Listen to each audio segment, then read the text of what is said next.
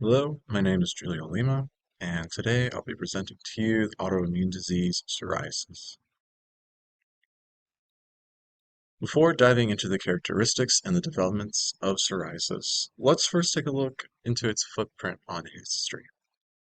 Its official history can be traced back all the way to around 400 BC with Hippocrates, who is accredited with many of the first descriptions of skin disorders, psoriasis being one of them. He used the Greek words psora and lopoi, which translate to itch and scaly features respectively, to describe the disease. Unfortunately, during this era and many of the following eras, conditions were grouped together, leading to psoriasis and other diseases like leprosy getting frequently confused with each other.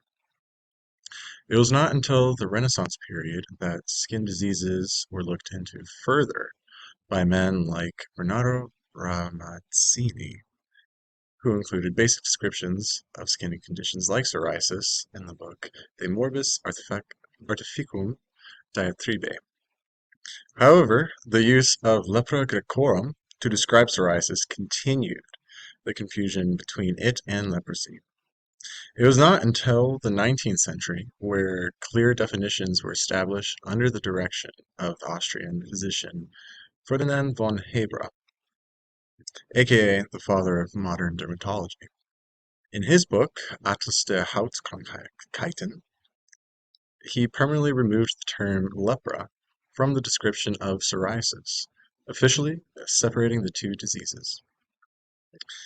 In 1963, A.J. Van Scott first observed the process of epidermal hyperplasia in psoriatic patients. 3 years later, he and his partner Weinstein noted the rapid rise of skin cells to the surface of the skin, causing autoimmune reactions.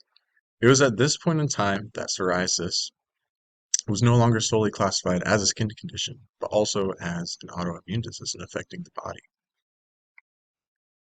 With the history of how psoriasis got to where it is today out of the way, let's take a look at some of the common characteristics of psoriasis. Psoriasis is a chronic disease with no current cure. For many people, it will appear during their early childhood or young adult years, and it will persist throughout their life. It is a predisposed genetic condition that people will have encoded in their DNA.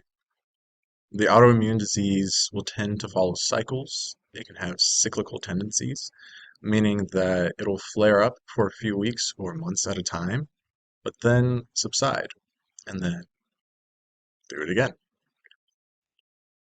A few more characteristics of psoriasis is that it's a non-lethal disease, but it can also have debilitating skin irritation and itchiness, leading to physical disfiguration of the skin and result in scaly patches and potentially to the loss of sleep and concentration due to the skin irritation and itchiness. Before scientists knew the cause of psoriasis, individuals with psoriasis were treated similarly to those with leprosy, often being outcasted and humiliated because of the false belief that the disease was contagious. But it is not contagious. It is an autoimmune disease. It's not from bacteria or any viral infections. It comes from you. Some of the more prominent physical features displayed by psoriasis are rash, itchiness, scaly patches, discoloration, and inflammation of the skin. There are also 6 types of psoriasis uh, listed below. They include plaque psoriasis, guttate psoriasis, inverse psoriasis, nail psoriasis, pustular psoriasis, and erythrodermic psoriasis. And further, in the next 6 slides, I'll be going into each one of them into more detail. The first type of psoriasis that I'll be talking about is plaque psoriasis. Plaque psoriasis is the most common variation of the autoimmune disease. It is normally found on elbows, knees, your lower back, and scalp.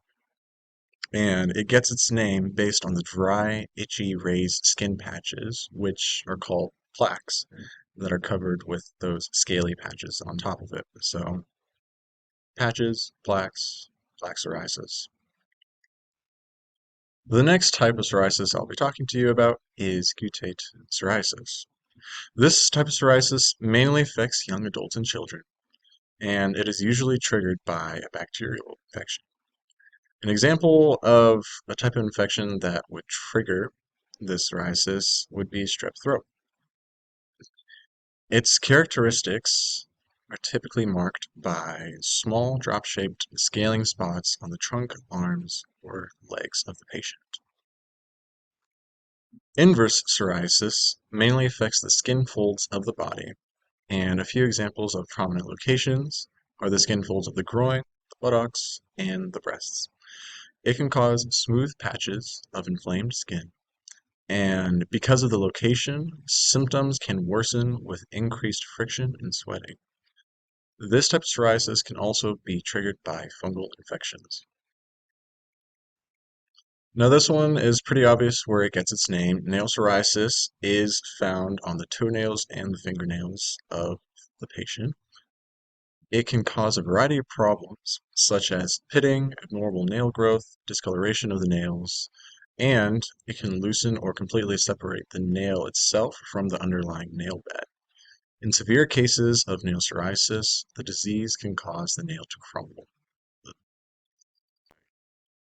Pustular psoriasis is a rarer type of psoriasis than the previous four that I've mentioned. Its symptoms are defined pus-filled blisters that can be either very widespread or on small areas on the palms or soles of the feet. The final variation is the least common type of psoriasis. It can cover the entire body with a peeling rash that can itch or burn very intensely. It can be very painful, and for some, it may be acute, but for others, it may be chronic and very long-lived.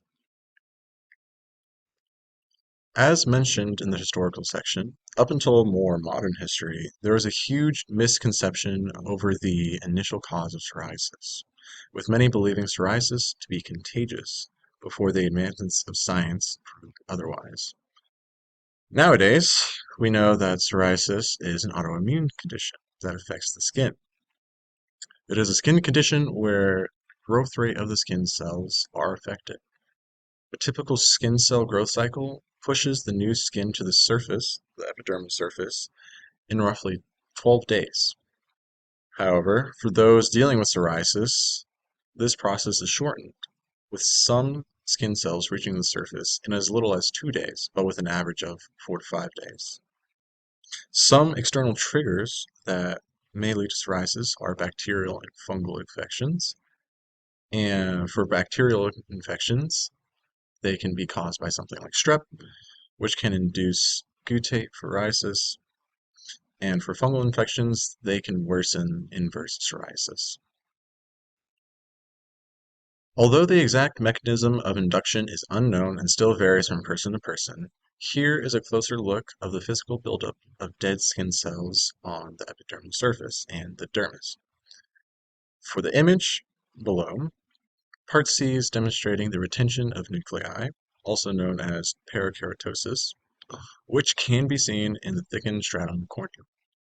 There is a dramatic increase in the number of cells in the dermis, primarily composed of dendritic cells and T cells. There is also a greatly thickened epidermis, acanthosis, as the keratinocytes move through the epidermis over a 4 to 5 day average. Otherwise, also a tenfold acceleration based on regular processes. In the dermis, there are abundant mononuclear cells, predominantly myeloid cells, and T cells. The erythema, or the redness of the skin caused by an injury, but in this case, it's the inflammation causing condition, psoriasis, of psoriasis lesions is due to a greater number of dilated blood vessels in the area. And if we look in the image for D, there are increased numbers of CD3 positive T cells that are seen in these lesional psoriasis skin cells, or skin, excuse me, often forming lymphoid-like clusters with dendritic cells. Building off the previous slide, as we mentioned before, there are no definitive mechanistic pathways that are designated as a one-size-fits-all deal. However, there are a few hypothesized pathways for the initiation and maintenance of psoriasis. In Figure A, we have a possible early disease pathway.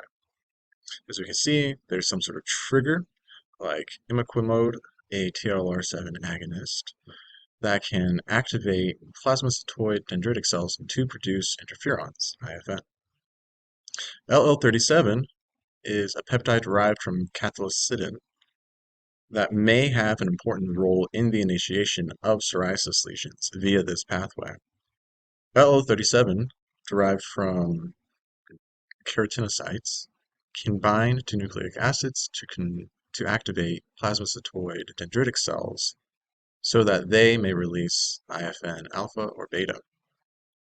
The LL37 RNA complexes can also activate resident myeloid dendritic cells to produce IL-12 and IL-23, key psoriatic cytokines. In Figure B, this follows the possible mechanism for chronic disease. The major pathogenic pathway in psoriasis occurs when mature dermal dendritic cells and inflammatory myeloid dendritic cells produce cytokines such as IL-23 and IL-12. These cytokines then go on to activate T17, Th1, and Th22 cells to contribute to the cytokine release and further act on keratinocytes. The keratinocytes can produce chemokines and antimicrobial peptides, or the AMPs in the image, to augment cutaneous immune responses, giving us those systematic inflammatory responses. Further analysis of the causation of psoriasis brings us to the genetic factors responsible for some of the cases of psoriasis. One commonly found mutation for those dealing with plaque psoriasis, the most common type of psoriasis, is the CARD14 mutation. It is found on chromosome 17q and leads to altered CARD14 proteins. It is also associated with an inflammatory trigger and upregulation of chemokines. These chemokines recruit additional cells such as neutrophils, dendritic cells, and T cells that then produce their own inflammatory mediators. The IL-36RN mutation has been found in those dealing with severe cases of pustular psoriasis. This mutation is similar to the previous mutation in that it will eventually lead to an increased production of cytokines that are associated with inflammation. Now, despite me saying earlier that there is no cure or current cure for psoriasis, there are several treatments that will help combat and subdue some of the side effects of psoriasis. One of them being light therapy, which uses ultraviolet A rays and ultraviolet B rays.